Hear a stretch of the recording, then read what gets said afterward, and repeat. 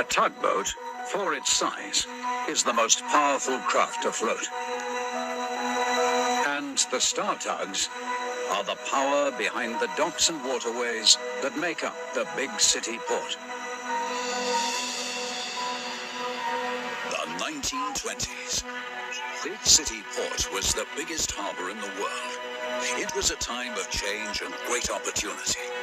Nobody knew it better than the hard-working Tugs, whose strength and big hearts made them popular with everybody from tramp steamers to ocean liners.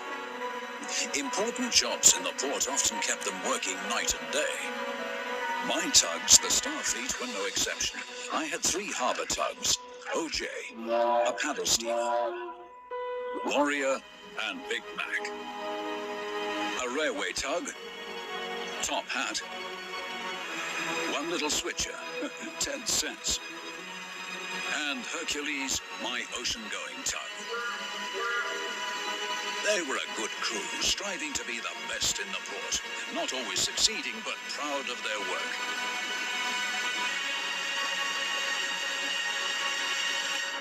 This is Tugs. The most important thing in my fleet, after hard work, is that my tugs always be true, honest, and forgiving.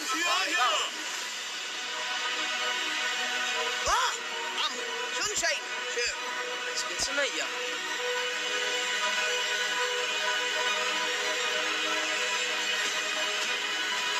But what's devious? What's devious is what's necessary to make an honest living in these days of corruption and bad business ethics. Oh, I say hello!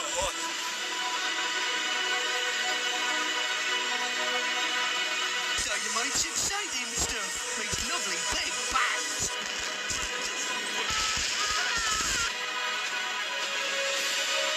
Don't be a fool, 10 cents. Get out of there!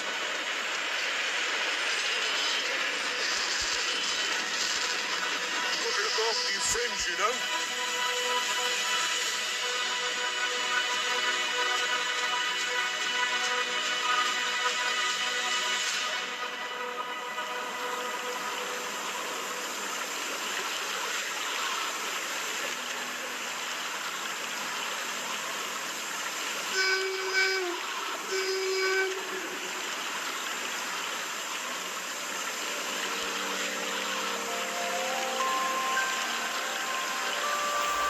You see those 2 guys in the back?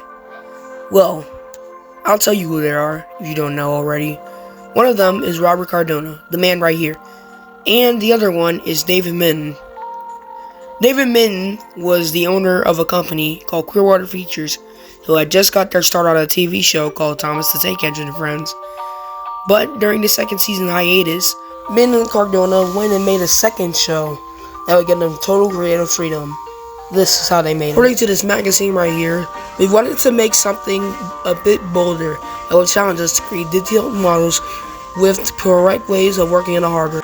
According to Robert Cardona, he had ran into someone who actually owned a tugboat company in San Francisco. A lot of work and research was put into Tugs. Then, the idea for Tugs came.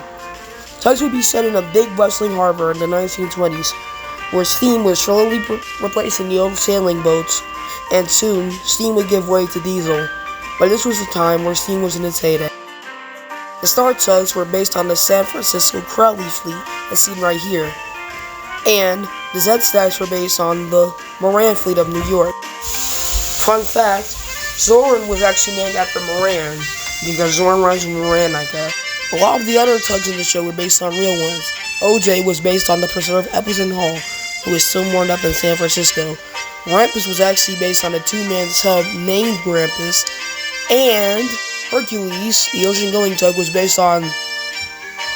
I think you guys can already guess. According to the sizzle reel, competition was fierce in Big City, with companies vying with one another to get the best contracts. This is partly seen in like every single episode, because the Star Tugs and the Z-Stacks are always competing with each other, but sometimes they have to work together to overcome a bigger threat. Tugs was different from Thomas in many ways. In the first seat of Thomas, they literally didn't have working water. I mean, they would just put paper down, or just something clear on this call it water. The models for the tugboats were massive, which is why they could be fitted with so many wires and servos.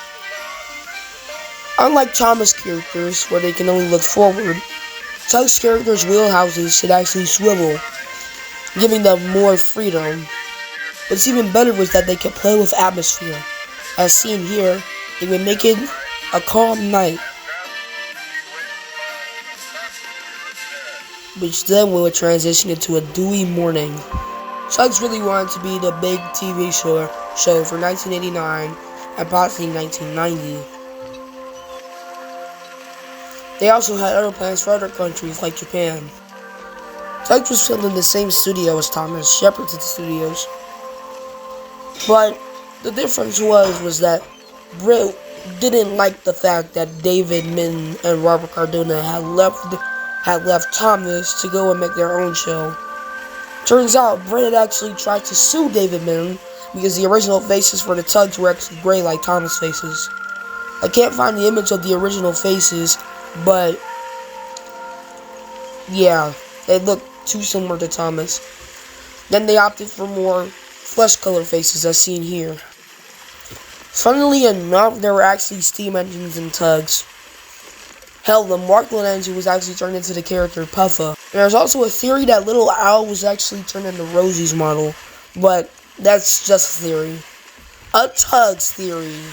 I would also like to mention that the Tugs characters had hair. Like, they actually had hair. Like, Warrior has hair, Hercules has hair. I don't even know how that works. Like, it's not facial hair. It's like, they literally have, like, full heads of hair. I think now is, like, the best time to mention that Tugs had a lot of explosions. I would still like to mention how a lot of new information is coming out to the public eye after the show has ended. It's just so amazing on how much can come out. Said that David Min was kind of a prankster on set. He literally put live goldfish in the water, but they all died due to the dye in the water. The reason that the water was dyed is because, well, they wanted to make the water look deeper than it actually was. For all those people who think that the Tugs had motors, psych! They were just put on trolleys and pulled by a string. Here's another fun fact. Chris Tulloch was actually never meant to be a voice actor. He actually just voiced all the characters for the Rough Drafts, but when he did Zoran's voice, the crew liked it so much that he became Zoran's voice actor. I wish that we had the audio for the Rough Drafts, then we would have heard Zoran voicing every single character.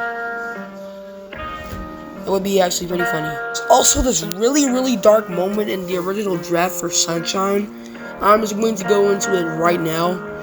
Basically, I forgot where I heard this or where the original image is, but it turns out Sunshine was actually supposed to die when he hit the Duchess.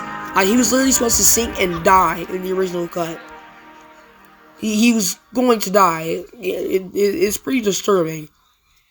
Also, Izzy Gomez, who was obviously the Mexican guy written by 80s British dudes.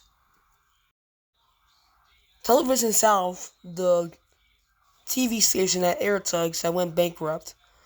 Clearwater Features had already spent all their money on the production of Tugs, and, well, in 1990, Clearwater Features closed its doors. I also think now would be a good time to mention Salty's Lighthouse. It's basically the unofficial Tugs US dub. Well, the way that Tugs was brought to America, I guess. I would just like to say that this shit absolutely sucks. Excuse my French, but I'm just going to say it right now, this shit sucks. Like, oh my god, they changed so much. It's no longer Big City, it's now Snugboat Harbor. It makes me want to kill myself. Also, what the fuck is up with 10 cents? And why does Top Hat look like Dio? Also, this shit sucks. I would just like to say that. After Tugs ended, this is where the well-known tugboat show came in. Theodore Tugboat.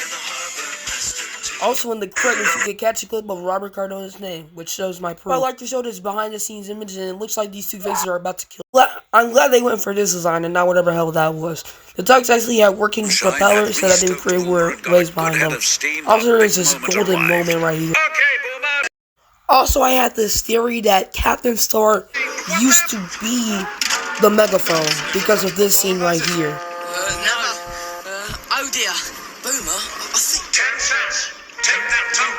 this yard, right this minute. Understand? Right, sir. Get my drift? But I'm sad Tugs did end and never got revived. Tugs had a bunch of love and care behind it. From beautiful shots to action-packed stories that will keep you watching.